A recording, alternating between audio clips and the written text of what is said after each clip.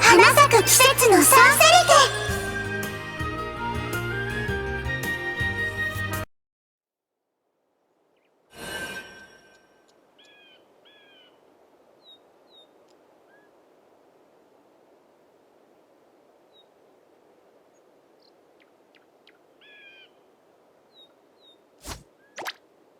ママサレンが結構遠くにある村だって言ってたけど、こんなに遠いなんて思わなかったよ。前回の冒険で鍛えられてなかったら途中でへばってたかも。お疲れ様です、あやねちゃん。村長さんにご挨拶したら一休みできると思いますから。ご挨拶ね。長くなりそうな感じか。さすがにあやねを休ませてやらねえと。なるべく手短に済ませます。救護員にいつも作物を分けてくださってる方ですから、風吉さんもお行儀よくしててくださいね。はい、救護員の経営も安定はしてきてるんですが、それでも援助はありがたいですしね。この村、フラワービレッジの方々にはお野菜なんかをたくさん分けてもらってるんです。そのお礼にこの村で春にやるお祭りは救護員も手伝うことになってるの。私は初めてだけど、去年はママサレンとくるみが行ったんだっけ。そうですね。お嬢様によるとお祭りの飾りを作るのを手伝ったそうですよ。ママサレンによるとか。どうしたんですか、あやねちゃん。何か気になることでもあるんですか？今まではママサレンが付き添いというか引率だったんだよね。スズメはこの村でお祭りの手伝いをしたことはあるの？安心してください。私も初めてですから。一緒に村の人たちにやり方を教えてもらいましょうね。それはいいんだけど、スズメの方は大丈夫？まあいざって時は私がフォローしてあげるけど。ドジのことなら心配しないでください。私だって今まで色々と経験してきましたから。今回のお手伝いでスズメといえばドジという印象を変えてみせます。しっかりテキパキミスなく働くところを見ててください。まずはこのお土産を村長さんにお渡しして。おい待てよ。サレンの嬢ちゃんから持たされたお土産、そんな形の箱だったか。どうしましょう。間違ってお嬢様にお渡しするはずだったお弁当を持ってきてしまいました。いきなり？出発するとき忘れないようにって荷物の隣に置いてあったのに。スズメの嬢ちゃんらしいミスじゃねえか。ま、忘れちまったもんはしょうがないだろう。ほほほ、いきなり自信なくなっちゃいそうです。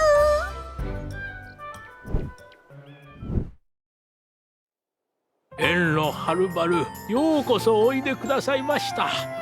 私がフラワービレッジの村長です。今年もお世話になりますぞ、救護員の皆さん。こちらこそよろしくお願いします。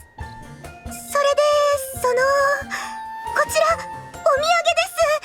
です。ちょっといろいろありまして、お口に合えばいいんですけど。おお、それはお心遣い感謝いたします。おにぎりにウインナー、卵焼きですか。お土産というかお弁当っぽいですな。まあお弁当だし。すみません、村長さん。実は私のドジでお渡しするはずだったお土産の代わりにお嬢様にお渡しするはずだったお弁当を持ってきてしまって。結局正直に言っちまうのか。黙ってれば分からなかったかもしれないのに。これから一緒にお祭りの準備をさせてもらうのに嘘をつくなんてやっぱりダメですよ。村長さん、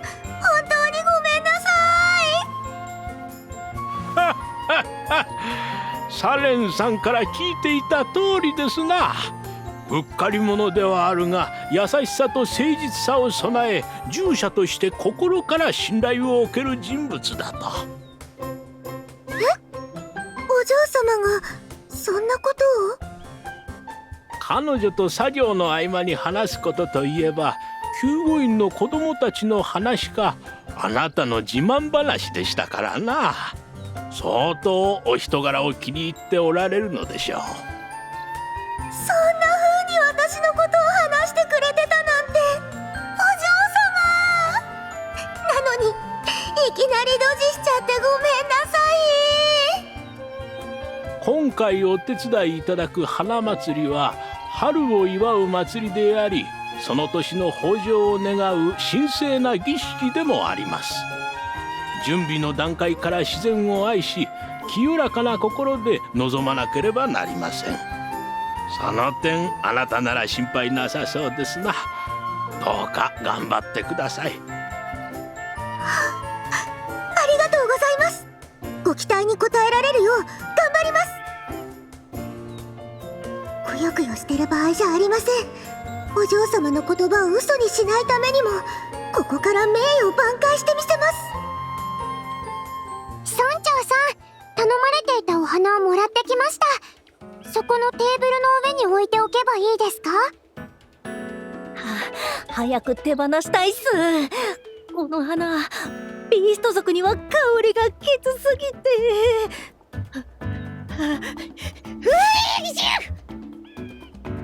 もうすまなかったね。そこのテーブルで合ってるよ。それとまつりちゃんには何か別のお手伝いをお願いした方が良さそうだ。京香ちゃんとまつりちゃん、お二人も来てたんですね。救護員からお手伝いが来るとは聞いてましたけど、あなたも一緒だったんですね。そんなこと言ってません。ちょっとびっくりしただけです。すずめさんとはずいぶん久しぶりな気がするっすね。最後に話したのってランドソルのギルドレースの時っすかね。その時はあんまりお話できなくてすみません。お二人もお客様じゃなくてお手伝いなんですか？お母さんが村長さんと知り合いなんですけど、今年は特に人手が足りなくて困ってるって聞いたので。京香ちゃんの言う通りでしてな。こんな田舎なものですから若者がどんどん町へ流れてしまって、会場の飾り付けすら外部の方の手を借りなければ難しく。そうだったんですね。まつりちゃんもお手伝いですか？いえ、自分はジョンさんからじゃなかった。そう京香ちゃんと同じような理由っす。特に深い理由とか任務とか全然そんなのないっす。絶対なんかあるじゃん。まあまあ、お手伝いしてくれる人が増えるのはいいことです。そうですね。特にすずめさんみたいな年上の人がいてくれると安心できます。作業で困った時は相談してもいいですか？もちろんですよ。そんな風に言ってもらえるとちょっと照れちゃいますね。あなたは時々不審な行動をとるので、むしろ私がしっかり見ててあげます。スズメも不審というかハラハラさせられることをしょっちゅうやってるけどね。スズメは私が見ててあげるから安心して。さっさと真実を伝えた方がいいんじゃねえか。遅かれ早かれドジが多いのはバレちまうだろう。嘘はよくありませんが、伝える必要のないことは言わないのができるメイドだってお嬢様もおっしゃってました。それはスズメがうっかり出現した時のアドバイスで、隠し事してもいいって意味じゃないんじゃ。すずめさん、さっきの発言取り消してもいいですか？京香ちゃんがもう不安そうな顔に。大丈夫です、安心してください。今度こそ立派に務めを果たしてみせますから。わかりました。私も一生懸命お手伝いするので、みんなで立派な花祭りにしましょう。早速にぎやかになってまいりましたな。ぜひ仲良く協力し合ってください。安心してください、お嬢様。スズメはドジなく成し遂げてみせますので。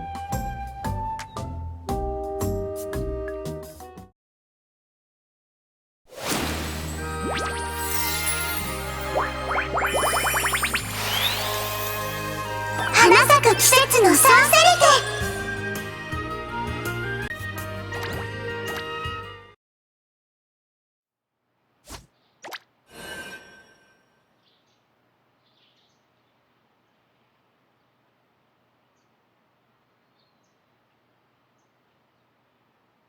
それで村長さん、私たちは何をすればいいんでしょうか？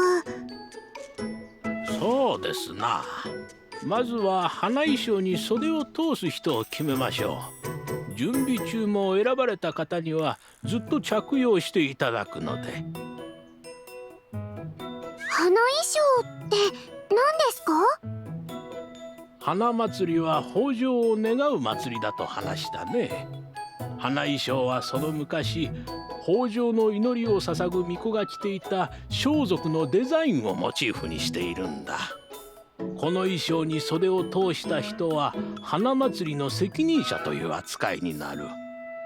もちろん伝統的な意味であって、実際は私が舵取りをするが、要は大切な役割だからしっかり頼むよということだ。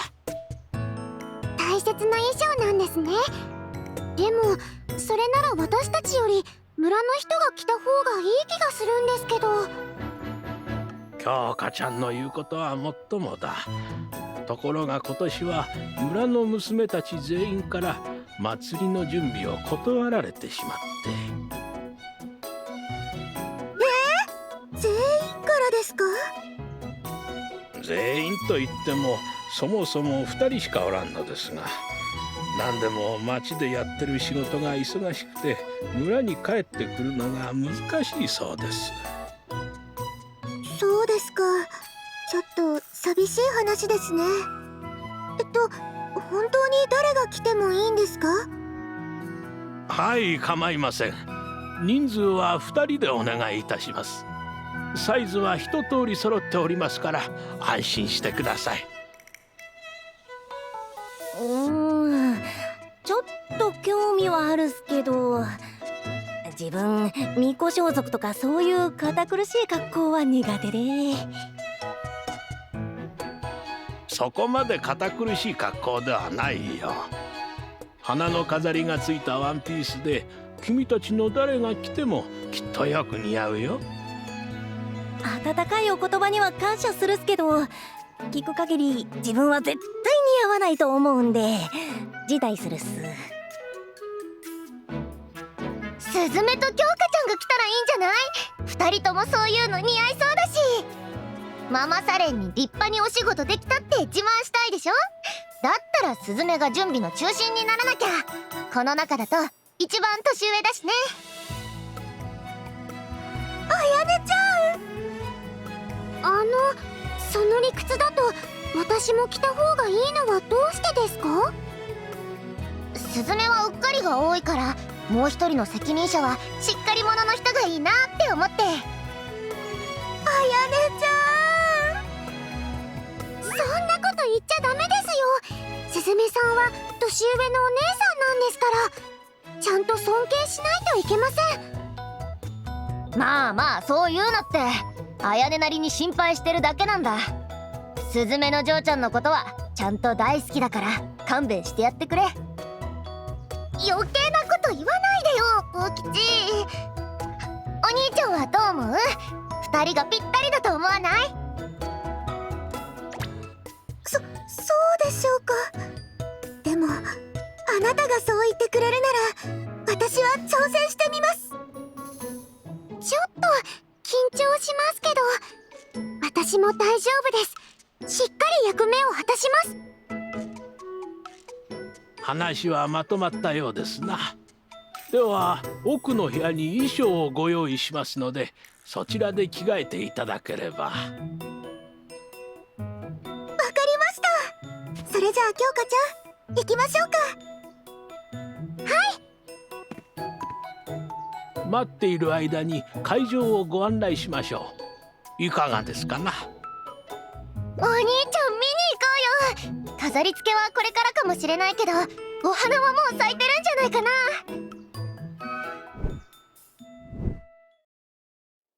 すごーい。花壇もお花がいっぱいで綺麗だし、立派な温室まで立ってる。自分も最初見た時はびっくりしたっす。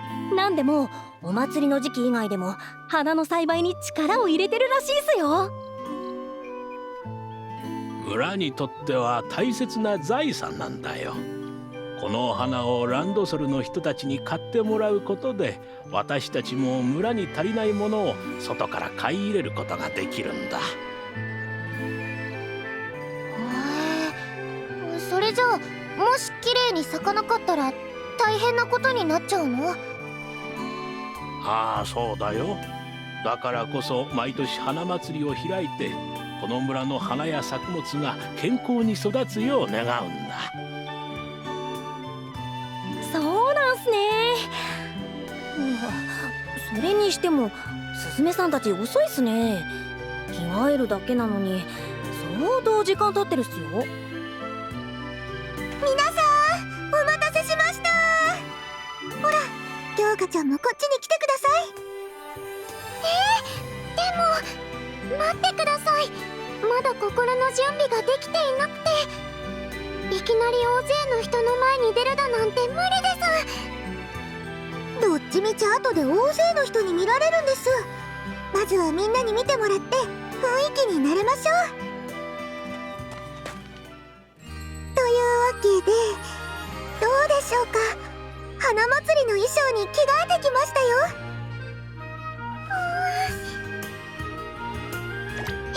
変なこと言わないでください。そんなだから変態不審者さんだと誤解されるんです。素直に私たちの衣装を褒めてくれてるんですよ。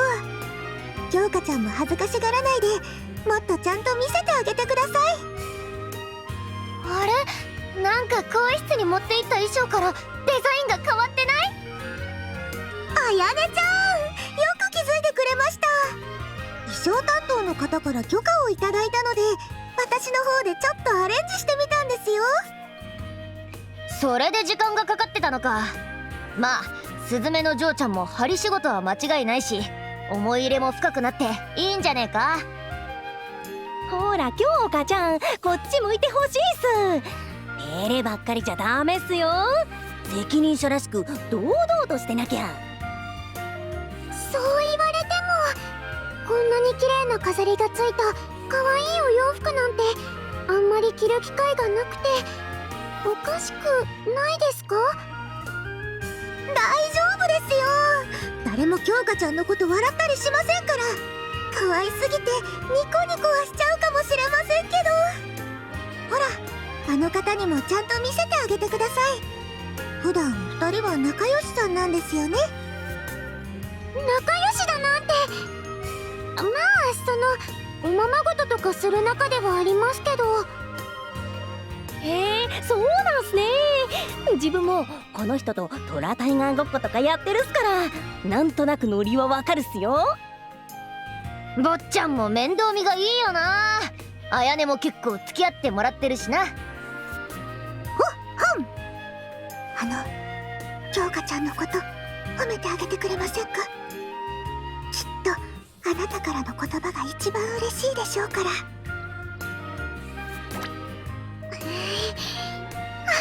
あなたはいつもそうやって。じゃなくて、ありがとうございます。そうですね、ずっと照れてる場合じゃありません。この衣装で花祭りを成功させなくちゃいけないんですから慣れていくように頑張ります。その意気ですよ、京香ちゃん。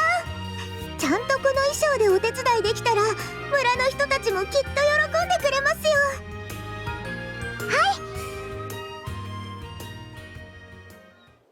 京香ちゃん、その衣装もっと近くで見せてほしいっす。私も気になる。飾ってあるお花って名前は何なのかな。待ってください。二人とも引っ張らないで。ありがとうございます。やっぱりあなたってすごいですね。京香ちゃん、すぐにリラックスしちゃいました。私何もしてませんけど、ずっと京香ちゃんを気にかけてた？手を引いて連れてきてあげたり、自分に褒めてあげるようにささやいてくれたり。どっちも救護員だったらいつものことですから。ずっと子供たちと過ごしてたら自然と身につきますよ。スズメの衣装もちゃんと見せてよ。京香ちゃんのとはデザインが違うんだよね。お花の種類とか変わってる気がするっす。多分それぞれに似合うお花を選んでるんすよね。そうなんですよ。いつか機会があったらあやねちゃんやまつりちゃんにもこういうお洋服を用意してあげたいですね。どうやらお披露目は済んだようですな。村長さん、こんなに素敵な衣装を貸していただいた上にアレンジまで許していただいてありがとうございます。いえいえ、こちらこそ引き受けていただいて感謝しております。衣装それ自体は丈夫に作ってありますので、どうぞ安心して作業に持ちていってください。綺麗なだけじゃなくてお仕事のことも考えてあるんですね。すごいです。村の伝統であり自慢だよ。おっと、本来の用事を忘れるところでした。皆さんと作業する村の若者を一人紹介したくてですな。今呼びますので。龍二、こちらに来て皆さんにご挨拶しなさい。ああ、別にいいだろそんなもん。祭りの間だけ来てるバイトみたいなやつらだろ。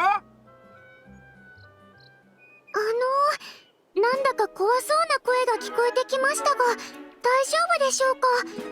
一緒に作業をするのにお話ししにくい人だったら。でもこの村の方ですし、村長さんが紹介してくださるわけですし、きっと大丈夫だと思います。多分。すまんねえ、怖がらせてしまって。ほれ、さっさとせんか。話しやがれ。分かったよ、挨拶すりゃいいんだろ。あ、出てくるみたいですよ。一体どんな方？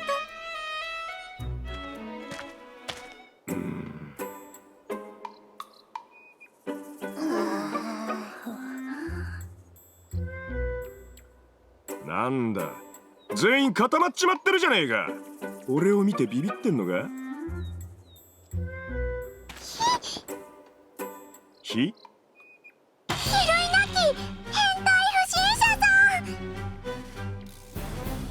春になると不審者が増えるって聞いたことあるっすけど、こういう感じなんすね。夢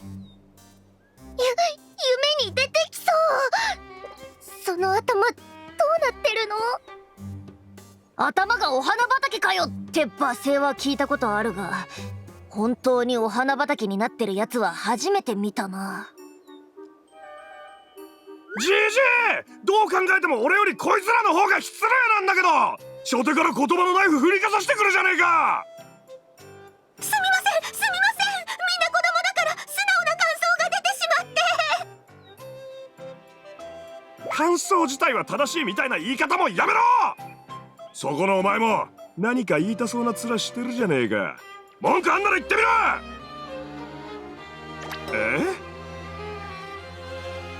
変なところで仲間意識を持たないでください。変態不審者さん。名字大概にせんか。こんな男ですが根は悪くないやつなのです。何卒よろしくお願いいたします。これは大変そうな気がしてきました。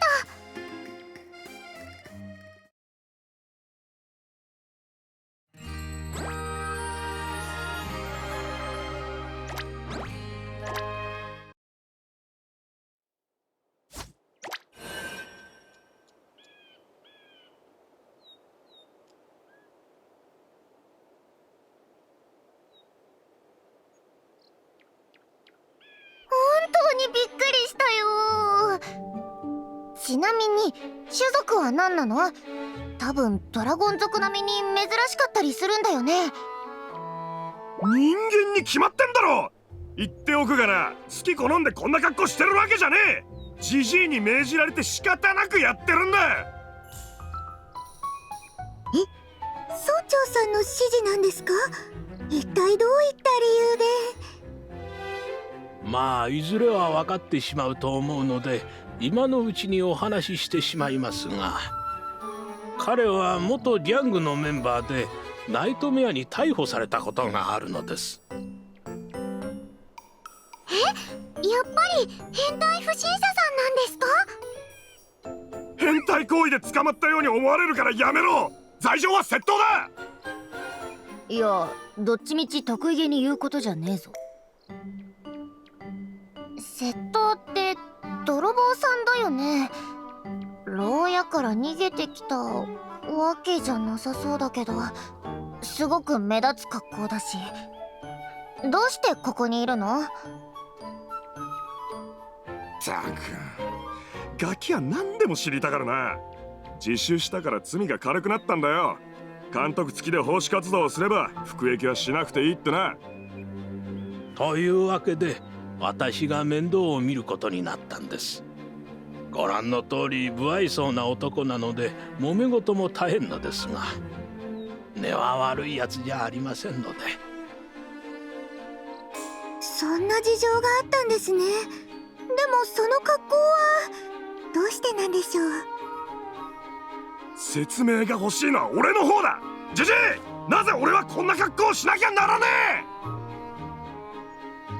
何度も説明しただろう。お前みたいないかついやつはまずはプリチーな見た目にして村に馴染めるようにせねばならん。プリチー？村長さんとしてはこれが可愛い見た目なんですか？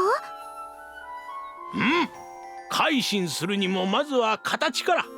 この格好で愛想を振りまけばきっと村にもすぐ馴染める。そうですね。本当にそうかな。勢いでごまかされてるような。私も自信がありません。あ、そこを歩いてる人に感想を聞いてみましょう。京香ちゃん、それは多分やめておいた方が。すみません、少し聞きたいことがあるんですけ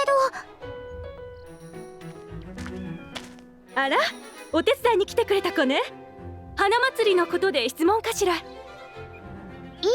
そうじゃなくて、この人の格好を見てどう思いますか？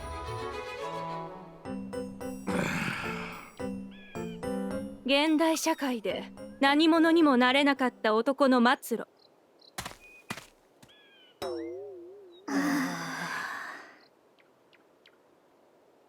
とまあこんな具合に他の村人とも本音をぶつけ合えるほど仲良くやれておるわけです。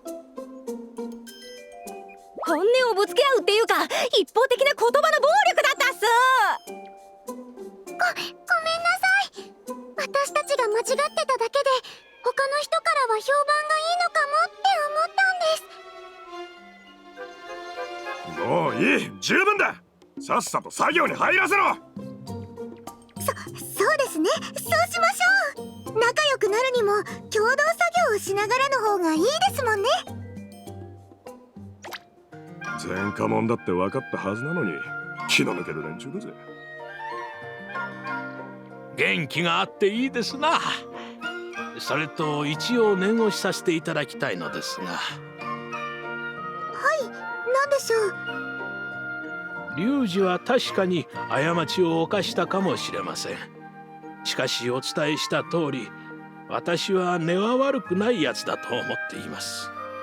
真面目に働く限り、こいつも村の仲間です。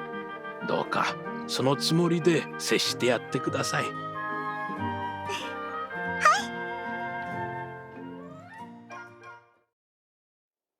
つうわけでここが今日作業する場所だ。この辺は花祭りに来る観光客も通るんだが、ご覧の通り植え込みが雑草だらけになってる。それをみんなで刈り取ってきれいにしようってことですね。南から来るお客さんが最初に通る道ですし、村の玄関みたいなものですよね。きちんと掃除して腕迎えしないと。2人ともすっごいやる気だね。私はもうちょっと楽しそうな作業を想像してたから、救護員のお手伝いと変わんなくてちょっとがっかりかも。そりゃ面白おかしい作業だったら村の若い連中も喜んで帰ってきてるはずだろ。なあ祭りの嬢ちゃん。謎っすね。まつりちゃん、どうしたんですか？リュウジさんのことをじっと見て。いや、なんでもないっす。まさかナイトメアの任務で監視する相手があんなおかしな格好の人だなんて。ジュンさんからはきちんと見極めるようにって言われたけど、本当にギャングから足を洗ってるか確認しなきゃなんすよね。疑わしい事件も起こっちゃってるし、これは前途多難の予感っす。おい、道具はこっちに用意してある。いつまでも喋ってねえで手を動かしてくれ。すみません、ご丁寧にありがとうございます。よいしょ。おい、外から手配した荷物はここでいいのか？そこ置いといてくれ。後で俺が片付けとく。ああ、そうか。盗んだりするなよ。みんな見てるからな。盗まねえよ。花の種なんざ。何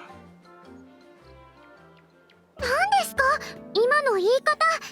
いくらなんでもひどいと思います。リュウジさんは何もしてないのに。ガキには分かんねえかもしれねえけど、あれが普通なんだよ。誰だって元ギャングと同じ村で暮らすなんざ願い先だ。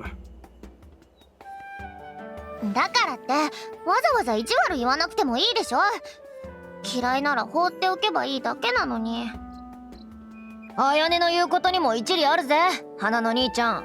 今のお前に落ち度がねえなら言い返すくらいしてやれよ。そんなことしたら村長にも文句がいくだろう。好きに言わせておけばいい。リュウジさん、こんな格好でごまかせるほど世の中甘くねってことだ。お前らも俺とは距離を置いた方が。それはダメです。村長さんとの約束を破ることになっちゃいますから。ジジイとの約束なんざどうでもいいだろう。周りから白い目で見られてもいいのか？リュウジさんが一人ぼっちになっちゃう方がずっと問題です。それに私もリュウジさんと一緒に仕事がしたいですから。好きにしろ。喋ってても仕事は片付かねえし、さっさと始めるぞ。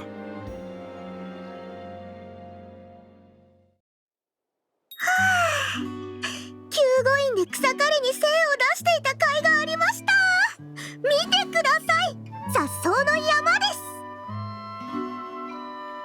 すごい。私、すずめさんの半分も枯れてないです。慣れてないと危ないですから、ゆっくりで大丈夫ですよ。怪我なく作業を終えることの方がずっと大切ですから。経験者は語るってやつだね。スズメはどんなにドジしても怪我しないのが取り柄だもん。おお、それは頼もしいっすね。ナイトメアの団員向きっすよ。よかったら今からでも入らないっすか？褒められてるはずなのに複雑な気分です。とほほ。なんだ、案外ちゃんとやってるじゃねえか。こっちの植え込みは全部済ませたから休憩に入っていいぞ。そっち側全部一人で草刈りしちゃったんですか？そりゃ毎日のようにやらされてるからな。こっちが終わればあっち、あっちが終わればこっち。草ってのはすぐ伸び上がるんだ。リュウジさん、本当に真面目に働いてるんですね。それなのに村の人たちからはあんな扱いで。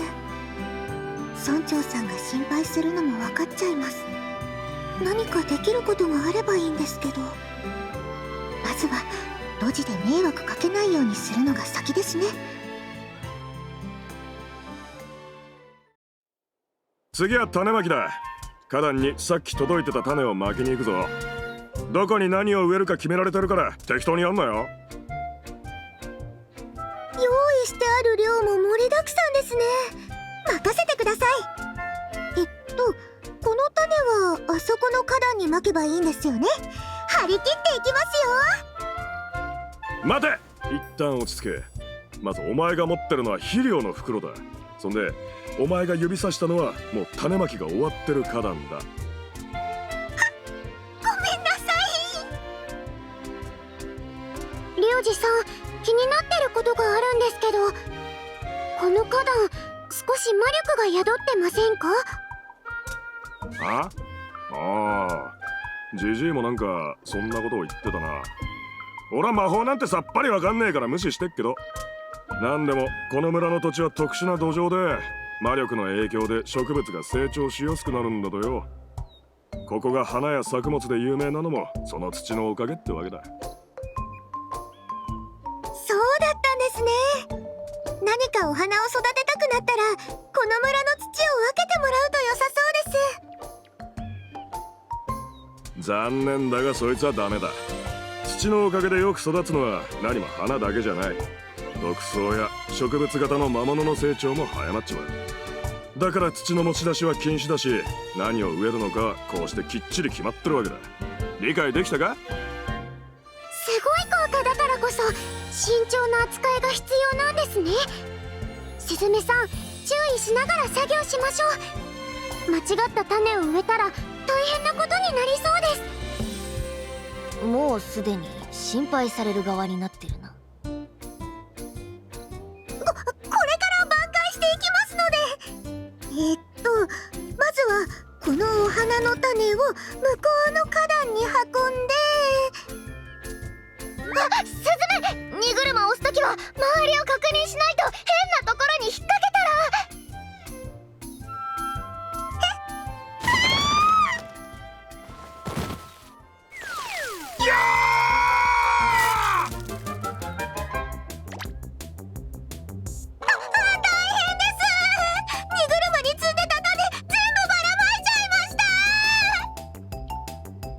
ちゃんたちに直撃したっすよ。大丈夫っすか？怪我とかしてないっすか？口の中にも種が。頭からさらに花が生えてきたらどうしてくれんだ？怪我はないですけど全身種まみれです。髪の毛にも絡まってます。あ、食べちゃダメですよ。ちゃんと吐き出さないとお腹を壊しちゃいます。赤ちゃんじゃないんですから。すみません、すみません。村長さんに相談してシャワーとか貸してもらえたら。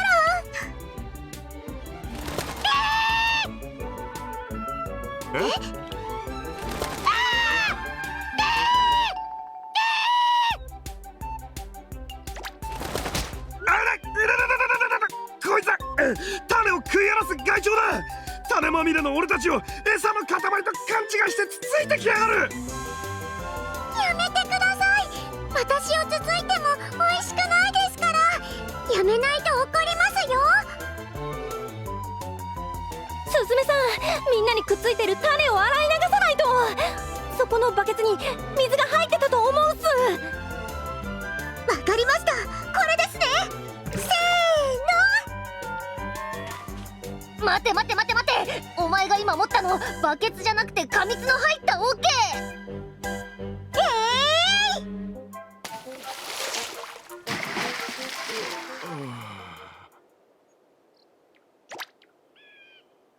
すみません。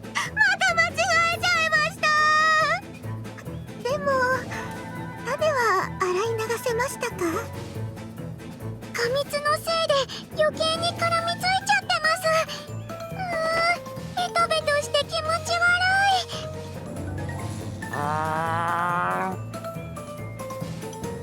い。ねえ、嫌な予感がするんだけど。まあ果蜜だしな、そりゃ虫にとっては大好物なわけ。今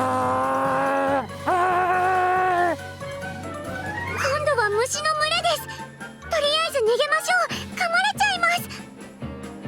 ふざけんじゃねちくしょう。スズメ、後で覚えてやがれ。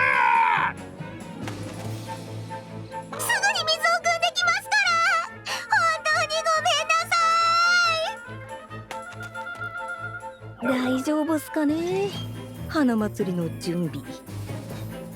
頑張ってよスズメ。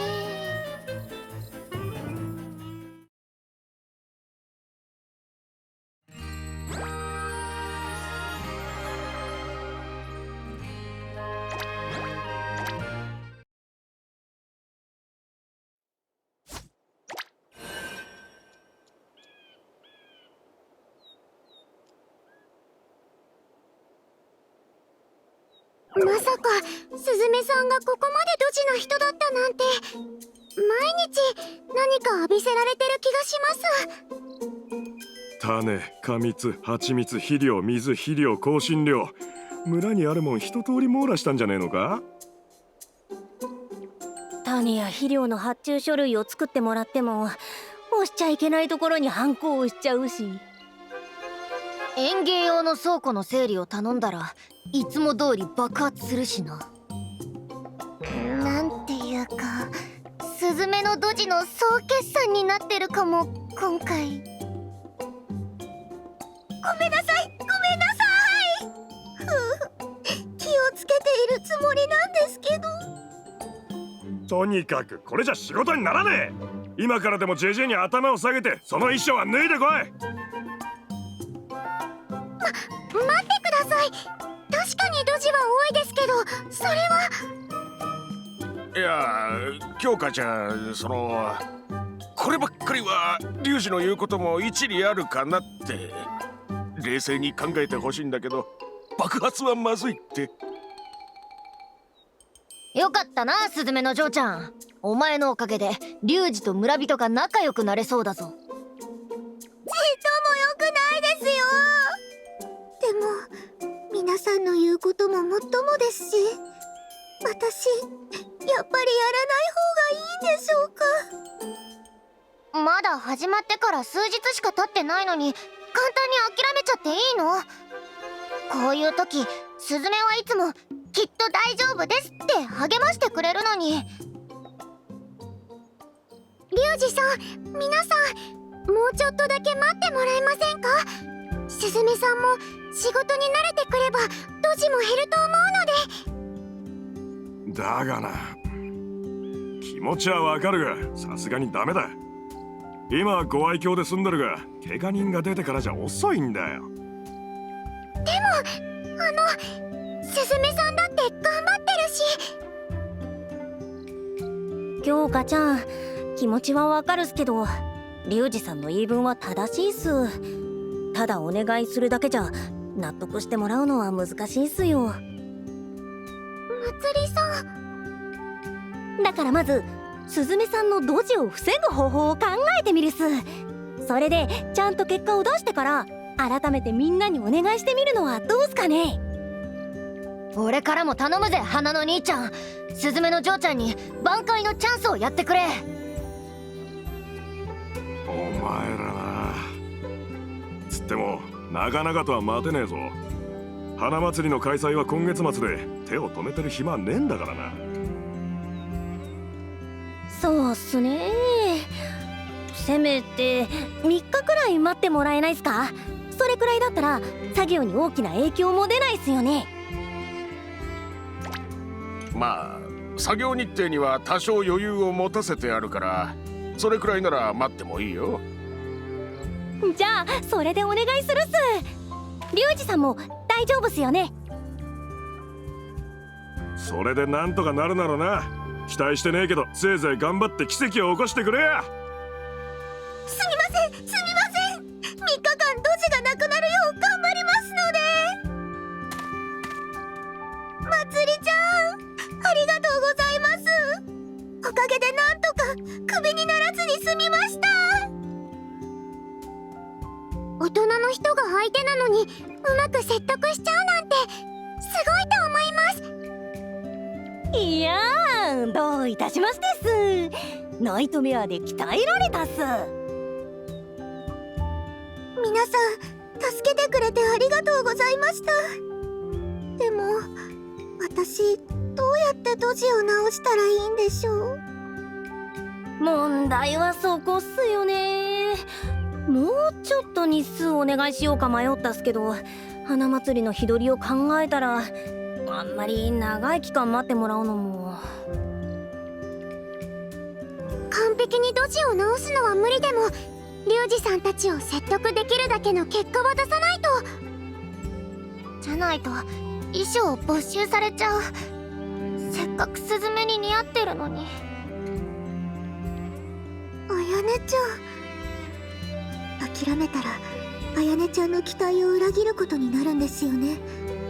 私に衣装を着てほしいって言ってくれたのもこの子ですし、やっぱり周りの人たちをがっかりさせっぱなしじゃダメです。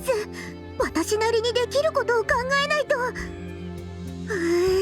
何かいい方法ないですかね。いっそドジをすればするほどお仕事が片付いていけばいいのに。スズメの嬢ちゃん相当参ってるみてえだな。いよいよ言動がおかしくなってるぞ。いえ、悪くないアイデアかもしれません。本気なの？多分スズメ適当なこと言ってるだけだと思うよ。そんなことありません。この前読んだ本にも行き詰まった時は頭を柔らかくして発想を逆転させることが大事だって書いてありました。すげえな。それを聞いただけで適当にふわふわしたことが書いてある子供騙しのインチキ本だってわかるぜ。いいから聞いてください。まずスズメさんのドジの結果を思い出すんです。あらゆるものをぶちまけ爆破し、村の人たちから悲鳴が上がってるっす。改めて言葉にされると辛すぎます。逆に言えばスズメさんに何かをぶちまける仕事とか何かを爆破する仕事をお願いすればいいんですよ。なるほど。でもスズメの嬢ちゃんを舐めてもらっちゃ困るぜ。それを見越して仕事を振ってもしっかりドジるからな。爽やかな感じでひどいこと言わないでください。そんな負の信頼いらないですよ。確かにただお願いするだけじゃダメだと思います。だから私がスズメさんの取扱説明書を作ります。取扱説明書？スズメさんのドジをコントロールできるようにするんです。想定してた通りにドジをしてくれれば被害を成果に変えられるはずですから。急に難しい話になってきたっすね。でもこのまま何もしないで3日後を迎えるよりマシっす。私は皆さんほどスズメさんと過ごしてないですから、スズメさんの癖とかロジの傾向とかそういうのが分かれば教えてほしいです。それなら任せて。100個くらい思い出せると思うよ。お恥ずかししい限りです。とほほ。自分ももちろん手伝うっす。でも具体的に何をやったら良さそうっすかね。すずめさんのドジについては詳しくないし。まつりさんは書類仕事で気をつけた方がいいことを教えてもらえませんか？私たちがそういう仕事のお手伝いをしてる時、一番ミスがなかったのってまつりさんな気がするんです。確かに自分は普段から書類仕事を任されてるんで、アドバイスできることがあると思うっす。あなたは強化でスズメさんをサポートしてあげてください。時間がないのでスズメさんにはいっぱいお仕事をこなしつつ、ロジもたくさんしてほしいんですけど。まあ疲れちゃうよね。お兄ちゃんの力でスズメを元気にしてあげてね。皆さんありがとうございます。ここまでしてもらえるなんて。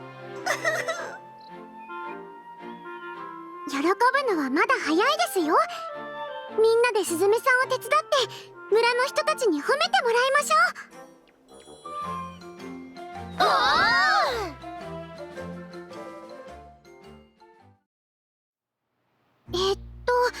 まずはドジのパターンを調べないと。普段のドジで何か気づいたりしたことってありますか？スズメが荷物を運ぶ時のこけ方っていろいろパターンがあって、歩く場所とか持ってる荷物とか季節なんかも関係あるんだよ。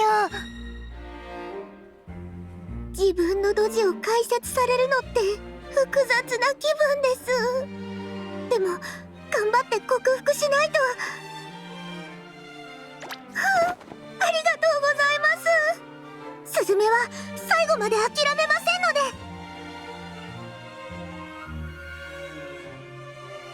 チェックした方がいい項目をメモして、書類ができたらそれを見ながら点検すればいいっす。クリスティーナさんや係長が言ってたから間違いないっす。確かにいいアイデアだと思います。まつりさんが作ったメモとか参考にしてもいいですか？もちろんっす。自分メモにはトラタイガーの似顔絵も入れるようにしてるんで、その書き方も伝授するっすよ。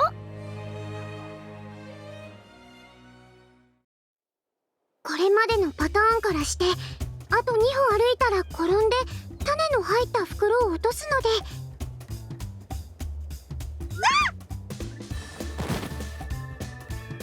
やっぱりあやねさんからの情報通りですね。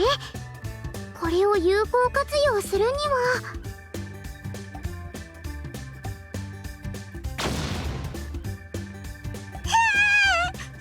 のお掃除をしてただけなのに、どうして爆発しちゃうんですか？このドジは危ないですけどうまく活用したいですね。魔法を使ったドジなので流れだけ制御できれば。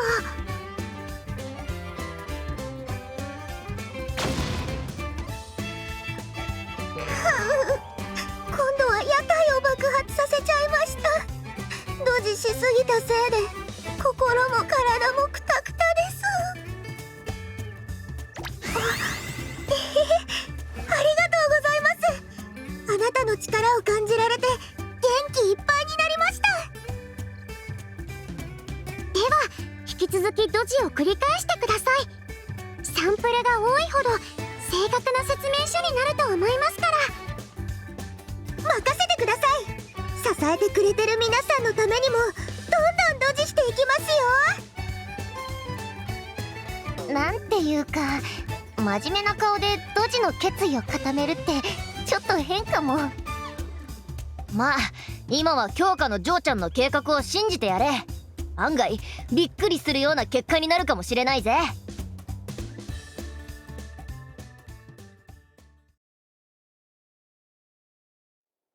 完成しました。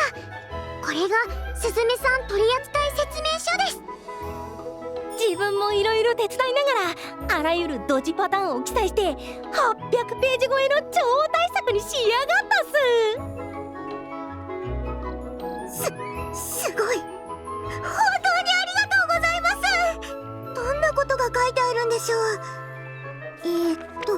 う。まず最初にすずめさんとお仕事をする前にこの説明書をよく読み正しく接することで自己ゼロを目指しましょう。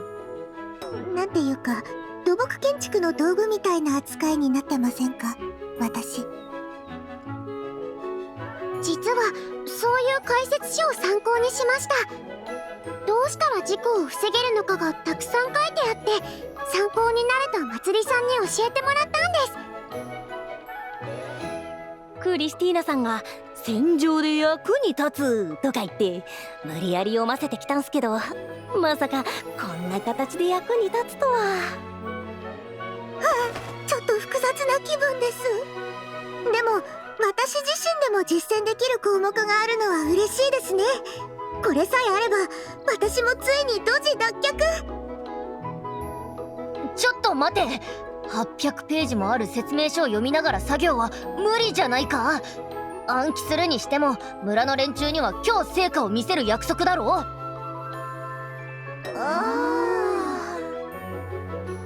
そこまで考えてなかったっす。じゃあこうします。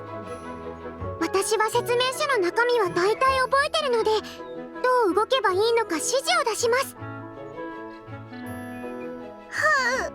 本当にすみません。京香ちゃんにそこまでさせちゃって。大丈夫です。早速リュウジさんたちに成果を見てもらいましょう。ありがとうございます。緊張してきました。すずめさん、自信を持ってください。すずめさんのドジだってみんなで力を合わせれば強みになるって証明するんです。そうですね。ここまでしてもらったんですから皆さんの助けを無駄にしないよう頑張ります。なんだ、そいつからスズメの説明書がどうたらこうたらとか言われたんだがさっぱり意味がわからねえ。とりあえずスズメちゃんのドジへの対応策ができたってことでいいのかい？実際に見てもらった方がいいと思います。みんな配置についてください。説明書158ページフォーメーション種まきです。了解え？何？どういうことだ？なんでこいつらこんな軍隊じみた動きになってんの？そこまでしないとどうにもなんなかったの？スズメちゃんのドジ。改めてもっともなご意見を頂戴すると心が痛いです。気にしないで集中してください。それではすずめさん種まきをどうぞ。今回はそこの花壇にこの種をいきなりこけてんじゃねえか。また種をぶちまけて終わりかよ。このパターンはあそこから3歩下がってまつりさんの方向に袋を切り飛ばしてください。なあ、スズメちゃんが放り投げた袋を彼が華麗にリフティングしたぞ。ジョーちゃんが袋を放り出す方向をあらかじめ予測してそこに他の連中を配置しているってのか？まつりさん7時の方向に2歩下がってレシーブしてください。任せるっす。はい、レシーこれで袋は花壇の真上に来ました。あやねさんあとはお願いします。オッケー、プー吉フルスイン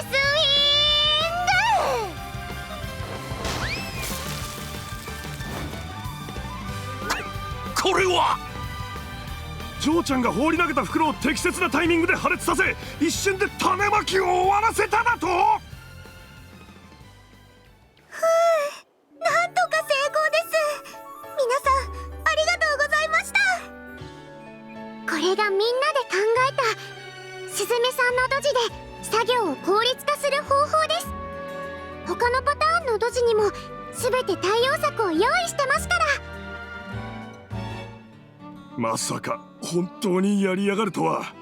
一瞬普通に放り投げても同じことできるよなって思ったけど、ここまで仕上げてきた連中に言うのも野暮ってもんだ。今回さ、思ったこと全部口から出る人しかいなくない？とにかく他の作業についてもすずめさんのドジをカバーしたり、逆に利用できる方法をまとめた説明書も用意したんです。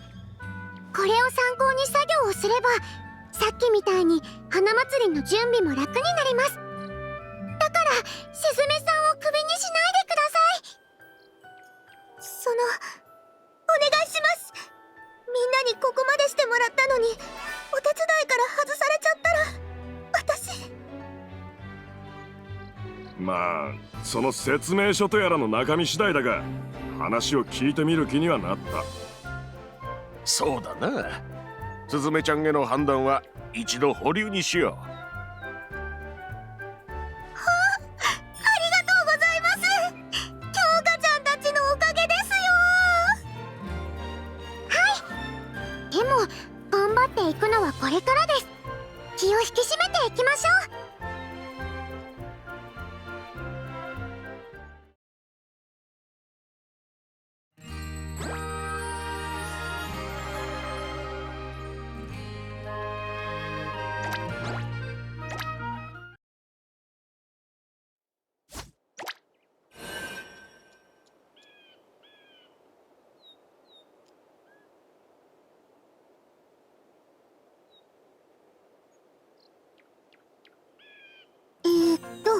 この飾りはここの壁につけるんですね。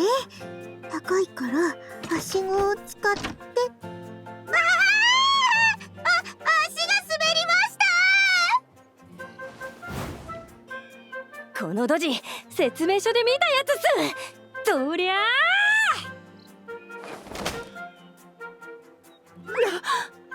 はしごからの落下時に生じる慣性を利用して逆に壁の高所に飾りを叩きつけたの？ちゃんとくっついてますね。本来の作業時間より10分短縮です。今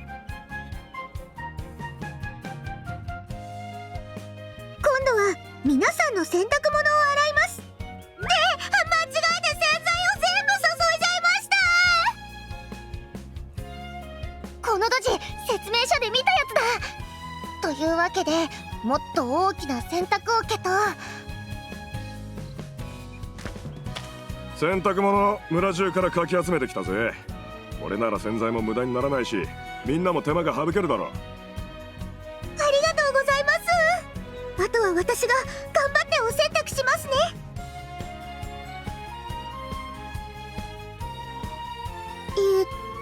仕入れてた資材の書類はできました。説明書の通り点検もバッチリです。どれどれ。どこも間違えておりませんな。ありがとうございます。よかった。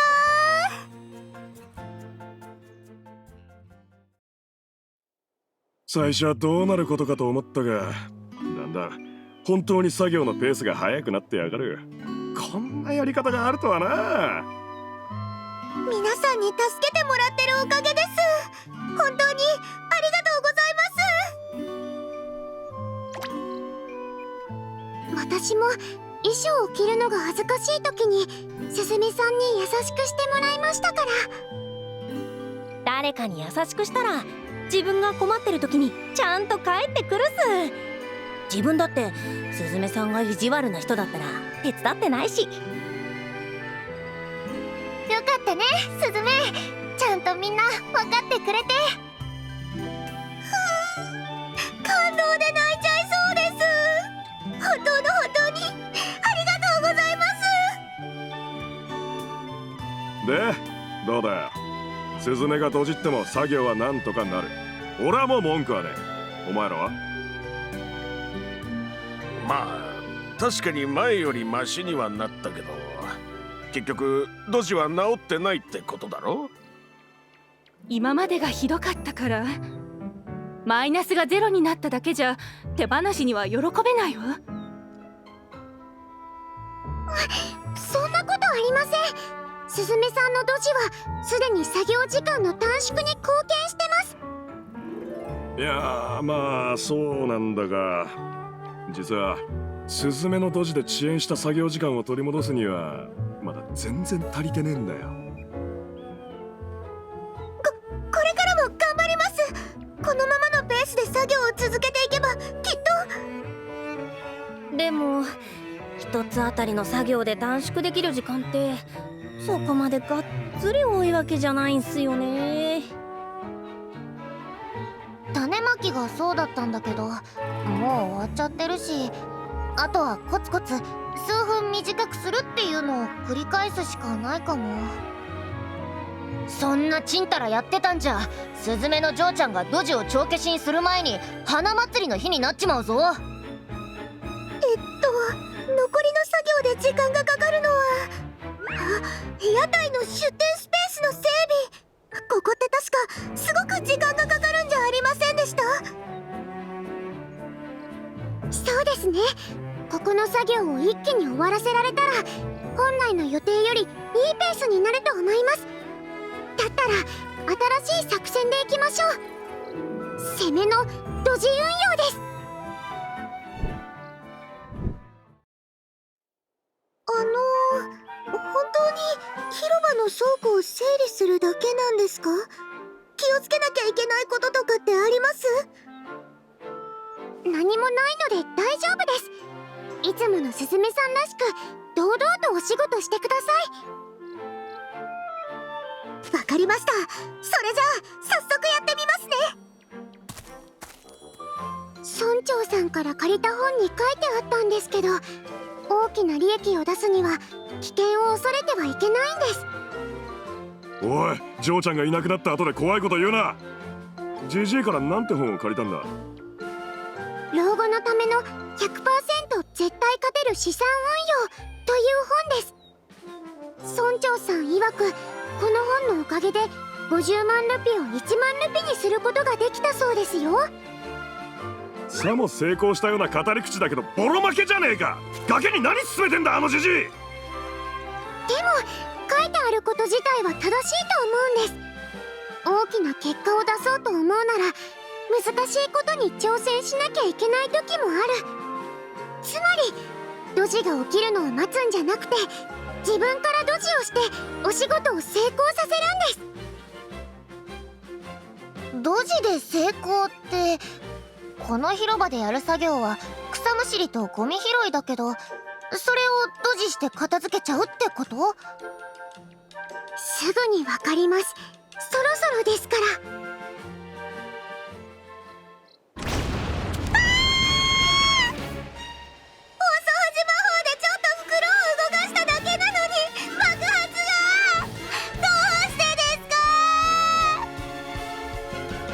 おい、まさか強化が仕組んだのか？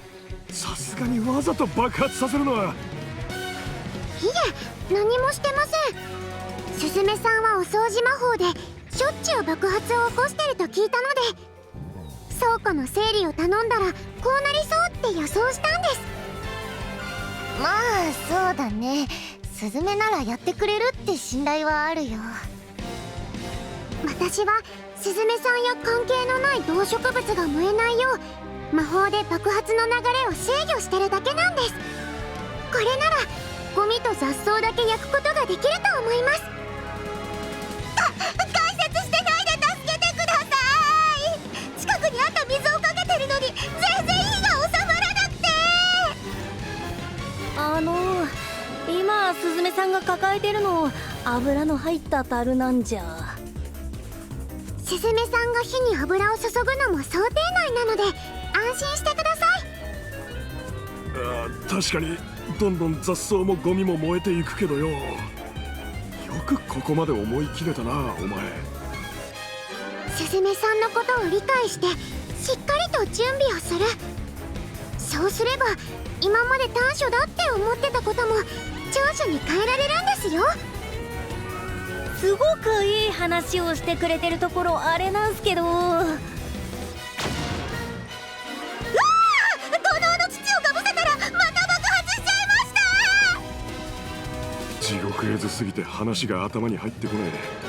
なんであいつは火を消そうとして肥料の袋をぶちまけてんだ。うちで使ってるのは可燃性だから余計悪化するぞ。多分土をかぶせてるつもりなんじゃないかな。慌てまくってるから絶対袋の注意書きとか見てないよ。そうだ、これにさっきの水を混ぜてかぶせたら火も消えるはずです。火に強いものを掛け算するわけですから。おいバカやめろ、さすがにそれはまずい。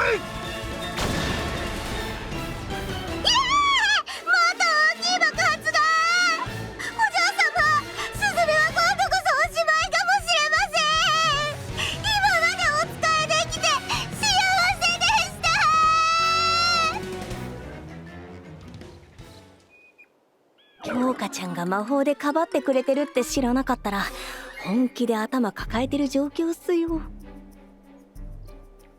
でもこれがすずめさんの才能なんです。ドジでとてつもない被害を出すってことはそれだけのエネルギーを生み出してるってことですから。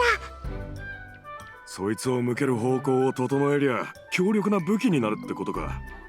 最高効率で適切な箇所だけ焼き払ってるのを見るとドジメイドのままでいてくれって思っちまうけどよ。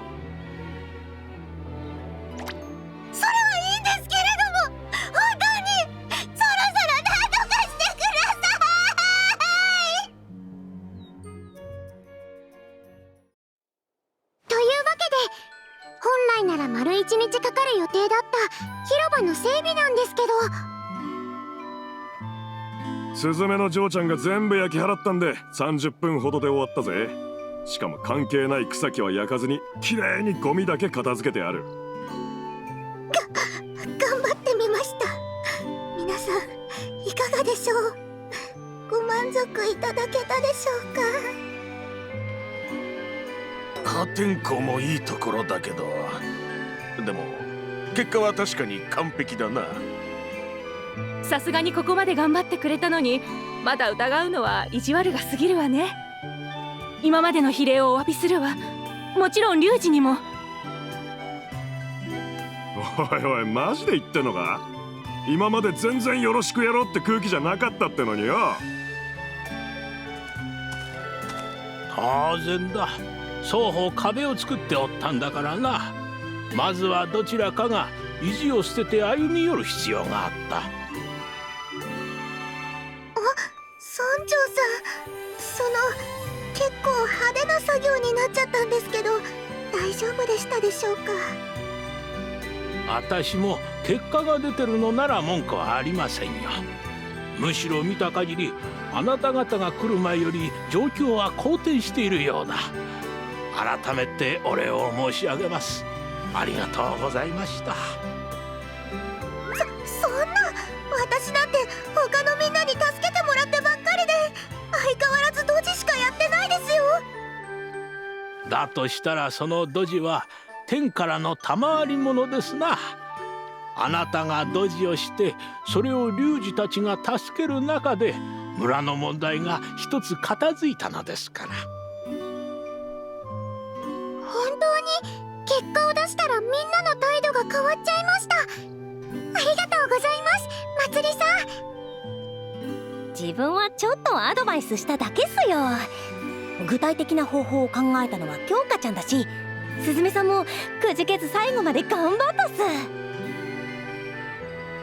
くじけず頑張ったとは言いますけど結局ドジは治ってないですし、リュウジさんも付き合ってもらってすみませんでした。いやー、なんだ、俺も最初は疑ったりきついことを言ったりして悪かった。ジジイの言う通りだ。お前らのおかげでいろいろ風向きが変わってきた気がする。迷惑じゃなけりゃこれからもよろしく頼むぜ。こ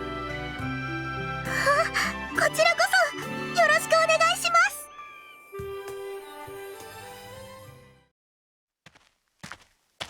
水場が外にしかないのでお外で歯磨きしないといけないのはちょっと不便ですね。あなたもついてきてくれてありがとうございます。念のため言っておきますが怖かったわけじゃありませんよ。一人じゃ寂しいかもって思って誘ってあげたんです。でも後でトイレにもついてきてください。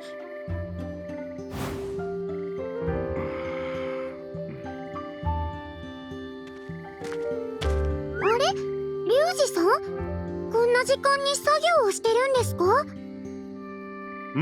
まあ明日の準備に必要な飾り少しでも進めとこうと思ってよ。それは明日みんなでやればいいじゃないですか。リュウジさんだけ遅くまで頑張る必要はないですよ。いいんだよ、俺がやりてえからやってるんだ。どうにも昼間の光景が頭から離れなくてな。眠くなるまで手を動かしてんだよ。ごめんなさい、そんなに怖かったですか？スズメさんが広場を焼き払ったの。そっちじゃねえ。村の連中の態度が変わったことだよ。それはいいことじゃないですか。どうして眠れなくなるんですか？俺もスズメの嬢ちゃんみたいにどんなにドジをしても腐らずやってたらギャングをやらずに済んでたかもって思っちまってよ。どうしてギャングになったんですか？聞きにくそうな顔して結局口に出すところはまだガキだな。まあ大した話じゃねえよ。俺もあいつと変わらなかった。どんな仕事を始めても失敗ばかりでよ。ただ違うのはすぐに諦めて仕事をコロコロ変えたってことだ。それでもうまくいかなくて最後は盗みで稼ぐようになってた。それがギャングのボスの目に留まって本格的に道を踏み外したってわけだ。誰も助けてくれなかったんですか？リュウジさんがうまくいかなかった時は。誰も助けてくれなかったよ。ギャングに入ってからも下っ端で捨て駒みてえな仕事ばっかり押し付けられた。ああ、無茶な盗みに入ったところをガキに見られてな。ちょうど強化くらいの年だった。ボスからは見られたら殺せって言われてたんだけどよ、いざその時が来たらできなかった。それで自首したんですね。偉そうに言ってたけどよ、俺はお前らよりずっと根性なしなんだ。普通の仕事も続かねえし悪党としても覚悟が足りねえ。それがどうにも情けなくてな。情けなくないと思います。おいおい、ジョーちゃんまで起きてたのか？すみません、お水を飲みに行ったら話し声が聞こえてきたもので全部聞いてしまいました。リュウジさんもみんなと助け合いながら、というか私が一方的に助けてもらってる感じですけど、とにかくうまくお仕事できてるじゃないですか。だから今度こそ大丈夫です。やり直せると思うか？今からでもよ。助けてもらった分私も力になりますから。頑張って花祭りを成功させて皆さんに認めてもらいましょう。ああ、そうだな。俺もここを片付けたら寝ることにする。お前らもいい加減寝ろ。明日も頑張りましょう。それじゃあおやすみなさい。出てこいよ。今さら俺に何の用だボス。さすがだな。見てくれは間抜けになったが泥棒としての勘は鈍ってないらしい。っていうかマジでその格好は何なの？罰ゲーム？好きでやってるんじゃねえ。格好の話はやめろ。あとここに金目のもんなんてねえから消えろ。そんなことはないだろう。農作物はたっぷりあるし、何より花祭りには分厚い財布を持って観光客が大勢やってくる。何が言いて？仕事の話だよ。花の世話なんかよりずっと前向きのな。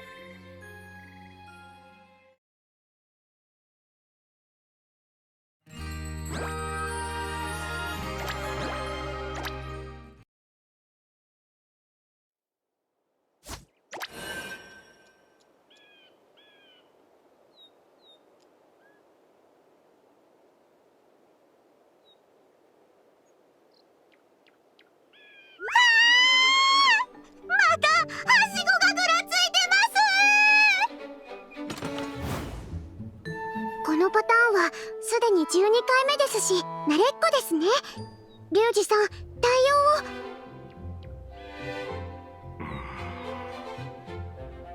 何ぼーっとしてるんすか。このままじゃぶつかるっす。あいた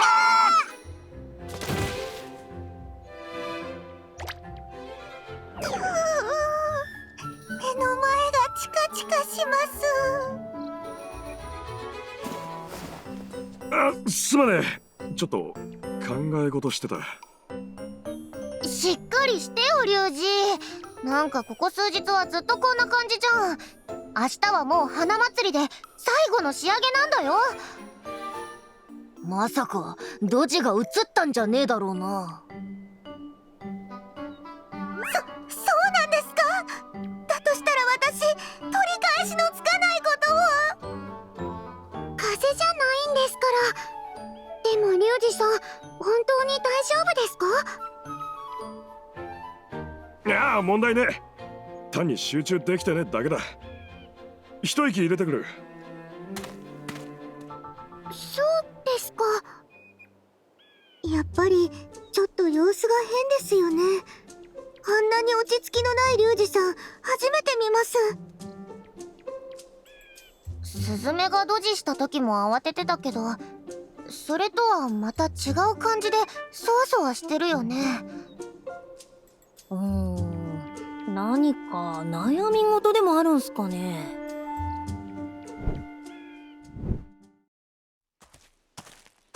くそ、なんで今更になってあんなこと言ってきやがるんだよ。花祭りの当日に私たちはフラワービレッジを襲撃する予定だ。お前この村に来てからそこそこ経つんだろ。だからなんだ。案内役を頼みたい。お前がここにいると聞いて楽に仕事ができると思ったんだ。農作物や金目のものの場所とか把握してるんだろ。逮捕された時もう縁は切れただろうが、今のは聞かなかったことにしてやるから帰ってくれ。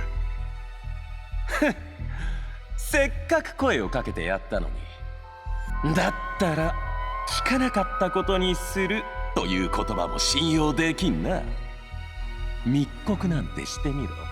こいつを村に放つぞ。てめえ、俺が失敗した後別のやつに種を盗ませたのか。諦めるには惜しい品だった。お前が素直に応じてくれたらこれを使わずに済むんだがな。案内役なしで強引にやるとなったらわかるだろう。くっそが。花祭りの前夜またここで答えを聞こう。ああ、それと前職の優しい上司から一つアドバイスだ。どうせ私たちがここを襲った瞬間お前の信用も地に落ちる。高望みはやめて身の丈に合った人生に戻ることだな。村の略奪を手伝うなんてありえねえ。だが迂闊に動けばあれを村に放されちまう。ここには戦える人間なんてほとんどいねえし、俺がこの村に来たせいだ。今日返事をしなきゃいけねえのにどうすればいいんだよ。リュウジさん。なんだ、ジョーちゃんとヤサ男かよ。驚かせんな。そうか、本当に何でもねえんだ。だから次の作業を先に始めててくれ。一度みんなで休憩にしませんか。もう遅れてる作業はありませんし、このまま作業を続けて怪我人が出る方が大変です。そうなってからじゃ遅いんですよね。ああ、そう言われたんじゃ断れねえな。それではお茶会を始めましょう。茶葉や作物を分けてもらえたので結構凝ったものが用意できたんですよ。お料理まで用意してくれたんですか。あやねちゃんとまつりちゃんの分も用意したんですけど、村長さんから別の用事を頼まれちゃったみたいで。それじゃ2人分の軽食は取っておきましょう。たくさん作ってありますから遠慮はしなくて大丈夫ですよ。気持ちはありがてえが、そこまで食い意地張っちゃいねえよ。じゃあもらうぜ。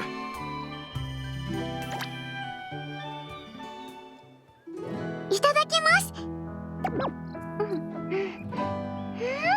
すごく美味しいです。確かに。ジョーちゃん、料理はちゃんとできんのか？お料理は毎日してるので慣れてるんですよ。時々調味料を間違えたりお鍋が爆発しますけど。あ、花茶のおかわりもありますからね。村の方にお願いして加工済みのお花を分けてもらったんです。香りも楽しんでください。本当にちゃんとお花の香りがします。お茶ってお花の花びらでも入れられるんですか？花びらだけで作ることもありますけど、今回用意したのは茶葉と混ぜたものになりますね。花茶にもいろいろあるんですよ。知りませんでした。味もすっきりしてて飲みやすいです。俺もお茶にできるのは知らなかった。それなりに作物に詳しくなったつもりだったんだが。ちょっとお高くなっちゃうので普段はあまり用意できないんですけどね。花びらを分けてもらえてよかったです。村の人たちともちゃんと仲良くなれましたから、いろいろ分けてもらえたんですね。そうですね。いっぱい路地でご迷惑かけてしまいましたけど、立派な花祭りが開催できそうでよかったです。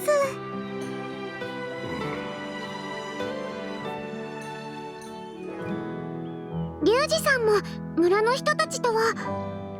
リュウジさん？もしかして村の人たちとまた何かあったんですか？いや、そんなことはね。お前らのおかげであいつらとは割とうまくいくようになった。だがそれもすぐに台無しになる。だったら実はだな、今日村を出ようと思ってるんだ。もうどうしようもねえ。正直に話してバレようもんならあれを村に話されちまう。だけど片棒を担ぐのもお断りってんなら逃げるしかねえだろ。そんな、どうして急に？本番は明日なんですよ。いつも通りだ。今の仕事に嫌気がさした。それだけだ。そんなの嘘です。ちょっと前まであんなに一生懸命やってたのに、何か隠してますね。そんなことはねえ。もともと俺がこういうクズだったってだけの話だ。だったらもう放っておいてくれ。わかりました。すずめさん、でもその代わりリュウジさんのために他にも用意してたものがあるんです。まずはそれを見てもらえませんか？村を出ていくのはそれからでも遅くないと思います。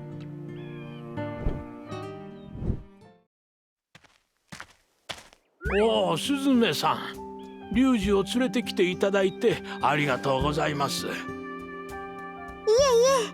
え、それでもう用意は終わってるんですか？名前入れは終わったよ。最近あんまり作ってなかったから懐かしい気分になったね。こっちも金物屋にお願いしてたものが届いてるわ。リュウジにはなくさないようしっかり言ってよね。なんだ見せたいものって。村の連中が用意してんのか？はい、サプライズにしたいからって私にだけ教えてくれたんです。今の時間にリュウジさんを連れてきてほしいって。ああ、どんだけ大層なものを渡すつもりなんだ？まさか金一封とか？もちろん違う。普段村で使っておるゴミ捨て当番の名札と作物や資材の置いてある倉庫の合鍵じゃ。マジで大したことねえじゃねえか。いらねえだろサプライズか。リュウジさん、わからないんですか？この贈り物の意味が。あ？これは正式な村民にだけ渡しているものだ。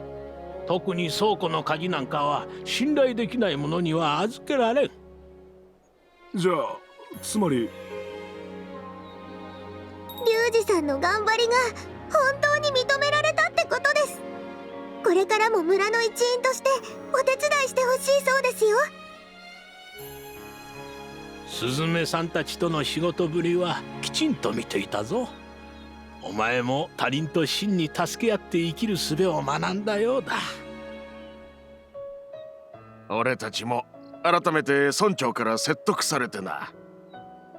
最初はグダグダだった準備をスズメちゃんたちと協力してここまで巻き返したんでしょ。もう誰もあんたに文句は言えないわ。だけど俺は。石を張らないでください。本当はこの村のこと好きなんじゃないんですか？そうじゃなかったらあんなに一生懸命真面目にお仕事するはずないじゃないですか。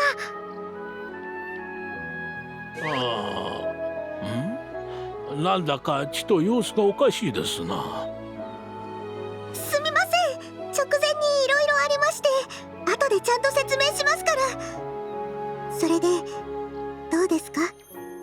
これを見てもまだ考えが変わりませんか？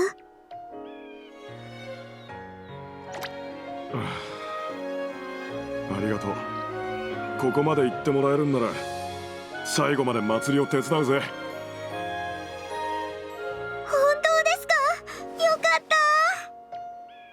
心配させないでください。やっぱり村の人たちから信じてもらえてるか不安だったんですね。まあそんなところだな。だけどみんなのおかげで決意が固まった。よかったです。これからはお花やお野菜を育てたりして今まで辛かった分幸せになってください。そうするよ。あの小娘がリュウジをふぬけにしたわけか。ボスに報告しよう。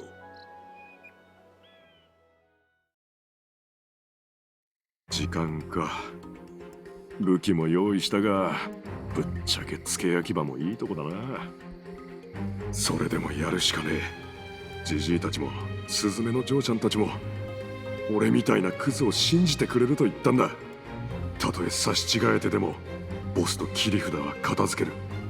それが俺にできる最後の手伝いだ。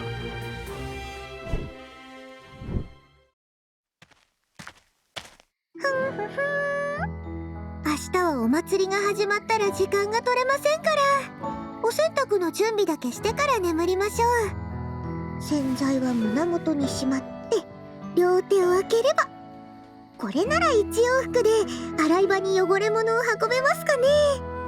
あとはこけないように慎重に。夜中は助けてくれる人もいないですからね。まったくもってその通り。こんな夜更けに一人で作業は危ないですよ。どちら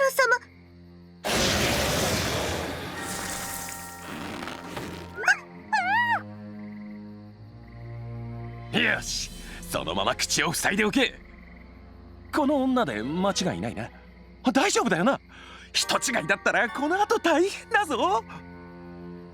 合ってますから女とその連れに随分恩義を感じてるようなんで、盾にすれば奴も逆らえないでしょう。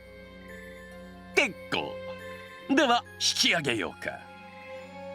女を捕らえたのにリュウジと交渉はしないんで、仲間に引き戻したいんですよね。報告を聞く限りあいつは戻ってこないだろう。わざわざ会いに行って火遊びをするより手を引いたと思わせて油断させた方がいい。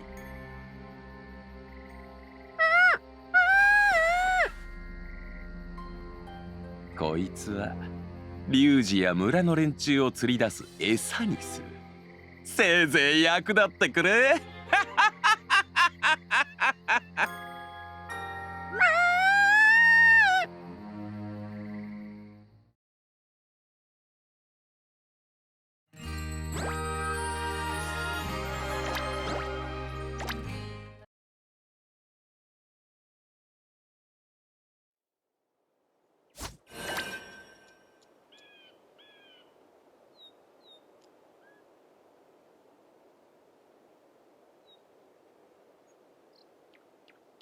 結局ボスは約束の場所に現れなかった。もしかしてこの村から手を引いたのか。村も今のところは静かなもんだし、このまま終わってくれりゃ万々歳なんだが。おはようございます、リュウジさん。もう朝の作業に入ってるんですか？ああ、京香とヤサ男か。そっちこそこんな早くからどうしたんだ。もっと寝ててもよかったんだぞ。あ、いや見てねえけど、お前らと一緒じゃないのかよ。昨晩お洗濯の準備をしてから寝るので先に寝ててほしいって言われたんですけど、その後部屋に戻ってないみたいなんです。いつも私よりも早起きで起こしてくれるのに。あいつ昨日の夜の間に洗濯の準備をするって言ってたよな。洗い物は今どうなってる？それもちょっとおかしくて、あちこちに散らかったままにしてあったんです。花びらまで舞い散ってて。ちょっと見せてみろ。これです。村に植えてあるお花とは違う種類みたいなんですけど。まずいぞ、くそ、化け物を嬢ちゃんにけしかけたのか。化け物って何の話ですか？やっぱり全部話すしかねえ。ついてきてくれ。ジジイにも助けを借りる必要がある。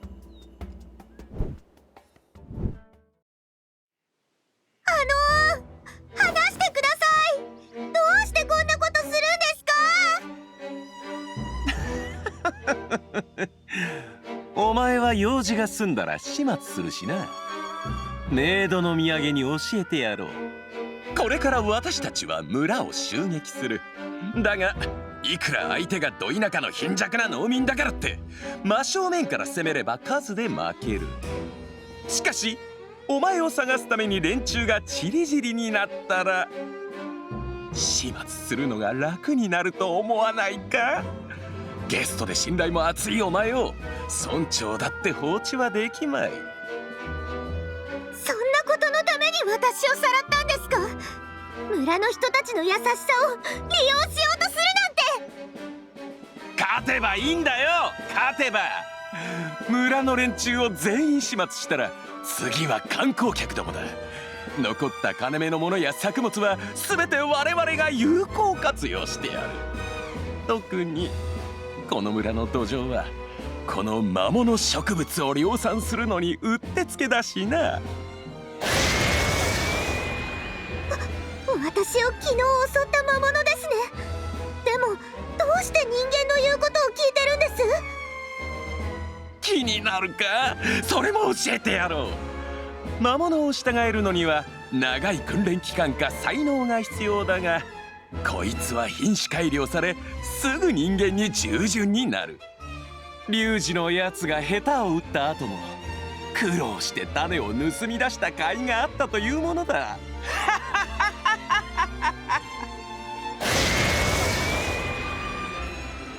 こんなのがいっぱい増えたら大変なことになっちゃいます。なんとかしないと。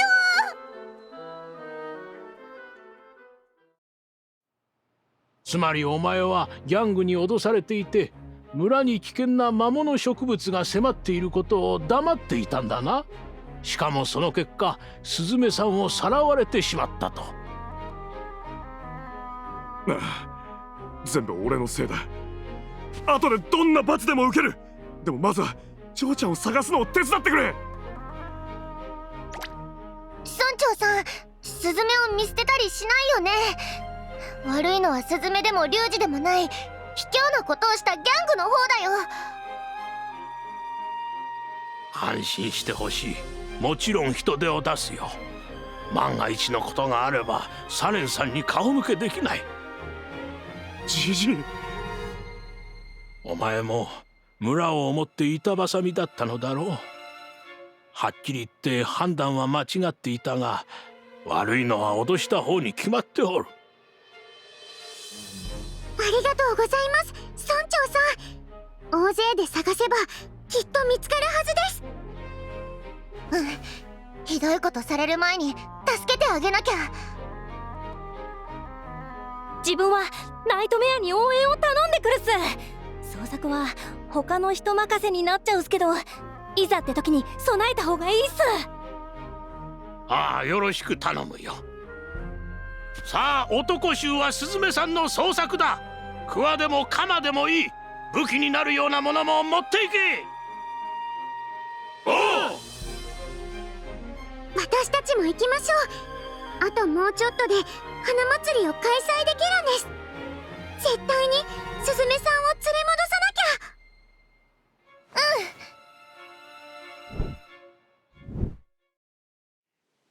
ボス、村の連中が動き始めました。予想通り手分けして捜索するつもりのようです。一応ゲストで来てたガキどもも混じってるようですが。どうせ数合わせだろ。なんかこう、うまいことやっとけ。村の連中と同じように対処すればいいだろ。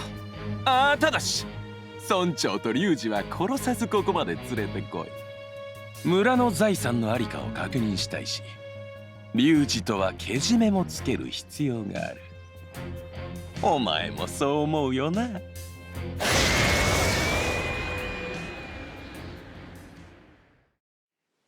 例の魔物植物の花びらは森の方に続いていってるみたいだ。きっと森の奥にスズメさんを隠してるんです。村の中だとすぐにバレちゃいますから。でも結局花びらを残してるしうっかりしてるね。スズメに負けないくらいドジなギャングなのかも。お嬢ちゃん、あんまり大人をバカにしちゃいけないな。特に武器を持ってる大人はよ。出やがったな。てめえらまとめて。待ってください。この人たちが出てきたのは私たちが探しに来てることがバレてるからです。仕方ない、二手に分かれよう。こいつらは俺たちで何とかする。君たちはスズメちゃんの元へ急ぐんだ。なんてカッコつけてるけど、おっさんたち戦いに関しちゃ素人なんだろ。私も残って戦うよ。スズメのことは心配だけどお兄ちゃんたちになら任せられるから。すみません、早音さん。ここは任せて先に向かいましょう。恩に切るぜ。無事でいろよな。ガキに任せて逃げようなんざ落ちたな、龍二。そんな簡単に行かせるわけ。ブキチフルスイ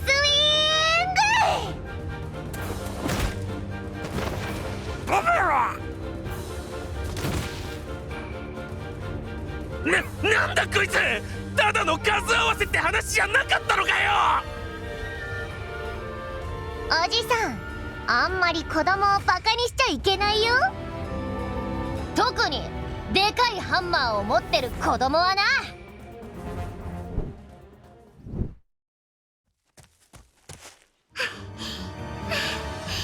早くスズメさんを見つけないと。くそ、俺がもっと早く相談してりゃ。そうです。謝るならスズメさんを取り戻して本人に謝ってください。分かってるよ。よし、花びらの量が増えてきてる。もうすぐだ。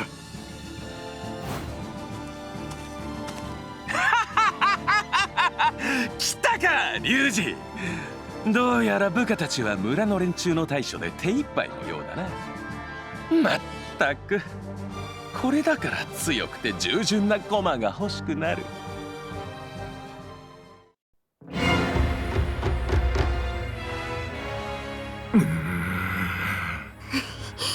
今すぐにすずめさんを離してください。断る。妙な動きをしてみろ。この女の命はないぞ。相変わらず汚いまねしやがって。私には構わないでください。この人を止めないと村がめちゃくちゃになっちゃいます。だからってすずめさんが犠牲になっていいはずありません。感動的なやりとりだが、かなうな、叩き潰してしまえ。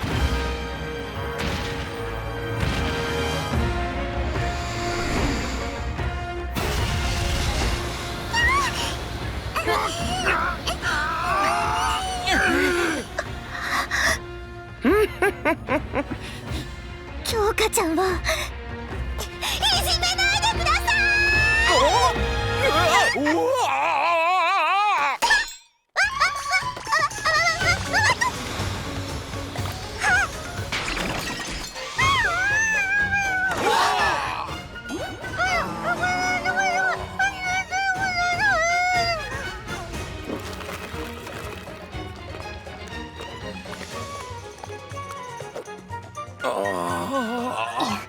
許しません。あよくもすずめさんを花祭りのために一生懸命頑張ってたのに。いや、あいつが勝手にこけただけで私は悪くないよな。いやジョーちゃんは俺みたいなはみ出し者にも親切だった。俺が本気で変わるきっかけをくれたんだ。それをなんか私がやったみたいになってるが違うよな。坊主は見てたよな。はあ、おい、おかしいだろ。弁解するんですか？あなたは弁解不審者さんです。このひどいやつにすずめちゃんを返して。なんでこんなことしたの？連れて行き反省して。汚いぞお前ら。あいつの土地を私のせいにするつもりだな。全員始末してしまえ。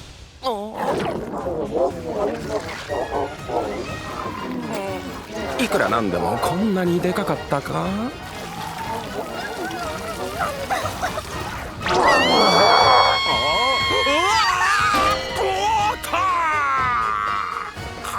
洗剤のこと忘れてました。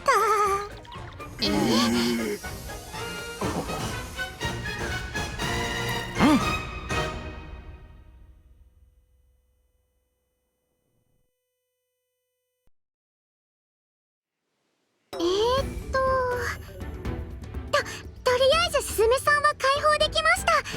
悪い人もやっつけられましたし。最後までドジで足引っ張ってすみません。私が捕まってなかったらもっと簡単に対処できたかもしれないのに。ああ、そうだ。悪いのはボスとふわふわ迷ってた俺だ。脅しにビビらずちゃんと周りを頼ればよかった。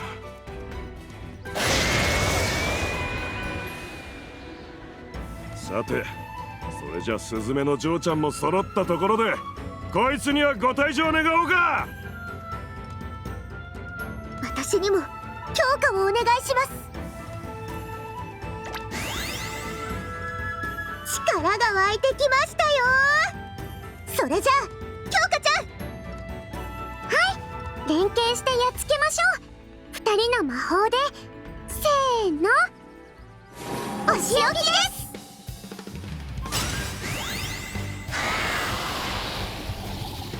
聞いちゃいるが倒しきれねえか。火が効くと思って油は持ってきてるんだが、さっきの魔法でダメなら厳しいぞ。おっと、肥料の袋？多分ズボラなバカが片付け忘れたんだろうが、こんなの何の役にも。待て、そういうことか。肥料を油と混ぜて、よし、あとはもっぺんあいつが口を開けるのを待つだけだ。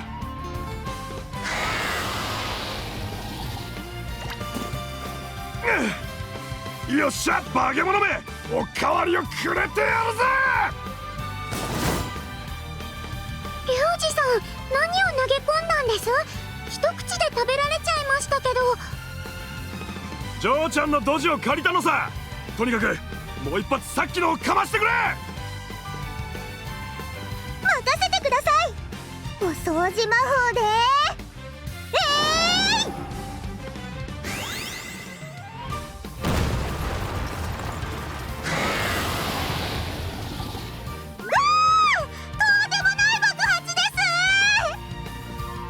もしかして雑草やゴミを焼いた時の。よく思いつきましたね。思いついたのはヤサ男のおかげだけどな。本当にドジも使いようだぜ。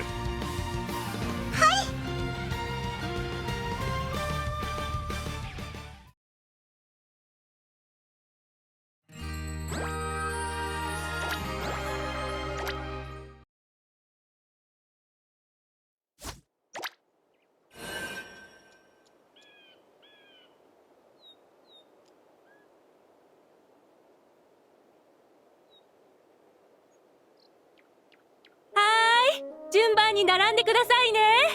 入場の受付は現在1時間待ちとなっております。花祭り、今年も大にぎわいみたいですね。お客さんもたくさん入ってます。先ほどの騒ぎも森の奥の方で起こったことですから、観光客の目につかず混乱が起きなかったのは幸いでした。皆さんも本当にお疲れ様でした。一度引き受けたお手伝いは責任感を持ってやらないとダメですから。最初の頃は問題だらけでどうなっちゃうかと思ってたけどね。終わりよければ全てよしってやつっす。騒動の元凶だったギャング団もまとめて逮捕できたし、自分も言うことないっすよ。ちくしょう、苦労して切り札まで用意したのにドジな小娘のせいで捕まるなんて。やかましい、さっさと歩け。ランドソルまで長いんだぞ。くそ、おいちょっと待てリュウジ、なんでお前はお咎めなしなんだ。当たり前です。何も悪いことしてないんですから。もうあなたたちの仲間じゃないんです。俺が今言おうと思ってたことをきれいに代弁してくれたな。というわけで今度こそさよならだ。さよならできるもんか。またきっとお前は同じことを繰り返すぞ。何度でも道を間違えて何度でも周りを裏切るんだ。そんなことにはなりません。今のリュウジさんには助けてくれる人が大勢いますから。さっさと連れて行ってもらえませんか。こういう男は花祭りにふさわしくありませんので。失礼、すぐに連行しますので。ほら行くぞ。きっとそいつを助けたことを後悔するぞ。悪党はどこまで行っても悪党なんだからな。最後まで意地悪で迷惑な人でしたね。リュウジさんみたいに反省できる人もいれば全く懲りない人もいるっす。こればっかりは本人の心がけ次第っすね。俺だって巡り合わせが良かっただけだ。あとちょっと何か違ってりゃあの列に並んでたかもな。リュウジさんはちゃんと村に味方してくれたじゃないですか。元気出してください。つっても無邪気には喜べねえよ。あいつらだって俺がここにいるって知らなけりゃ襲撃を計画なんてしなかった。そんなのどうしようもないですよ。リュウジさんが呼んだわけじゃありません。だとしてもけじめはつける。じじい、なんだね。どんな罰でも受けるって話は忘れちゃいない。殴られようが追放されようが文句は言わねえ。そうか。では一月ほど私の家の草むしりでもやってもらおうか。あ？おい、こっちは真面目な話を。リュウジさん、もう皆さん、あなたへの気持ちを伝えてくれたじゃないですか。正式に村の一員だって認めてもらえたんです。あんまりしつこいとまた嫌われちゃいますよ。他の連中も本当にいいのかよ。事情はちゃんと聞いてるさ。脅されてたのによく逃げずに戦おうと思ったな。本気でギャングと決別する気だって分かったよ。そりゃ正直に言えば最初は逃げちまおうと思ってた。もうどうしようもねえと思ってよ。そうだったんですか？だったらどうして残って。お前らが説得してくれたからだよ。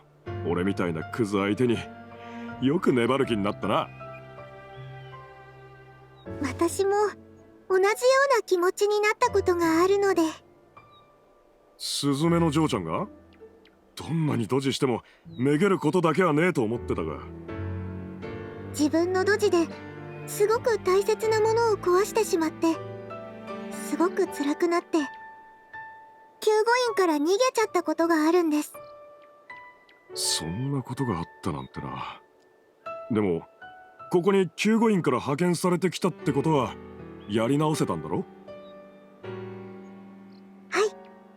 その時そばで支えてくれた人がいて、お嬢様だって優しい言葉をかけてくださいました。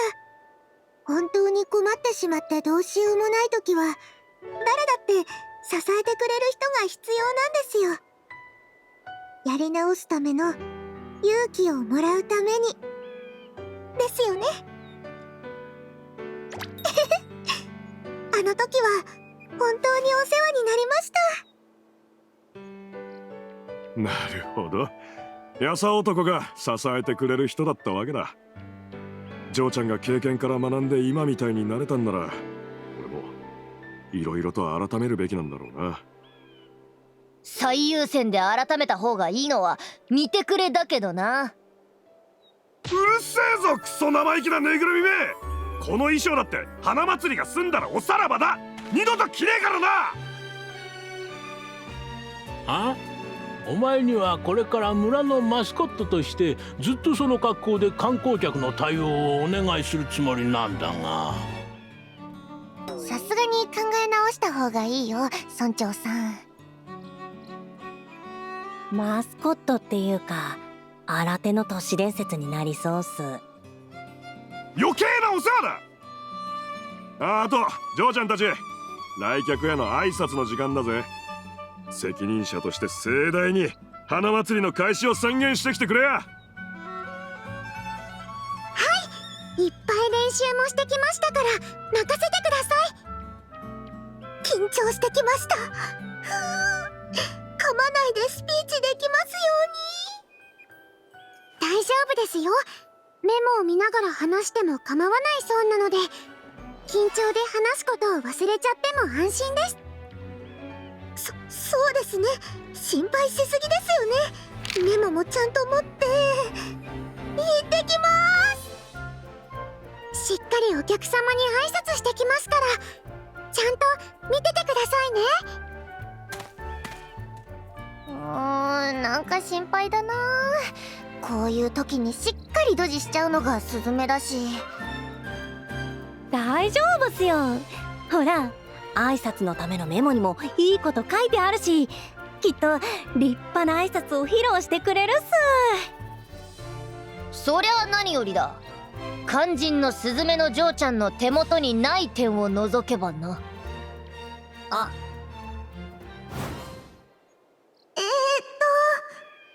場の皆さん、本日は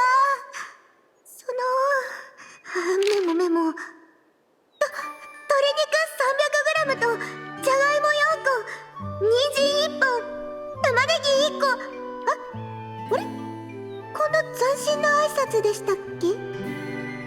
何言ってるんですか、すずめさん。そんな内容じゃなかったはずですよ。間違ってお料理のメモ持ってきちゃいました。だからフラワービレッジの花祭り、心ゆくまでお楽しみください。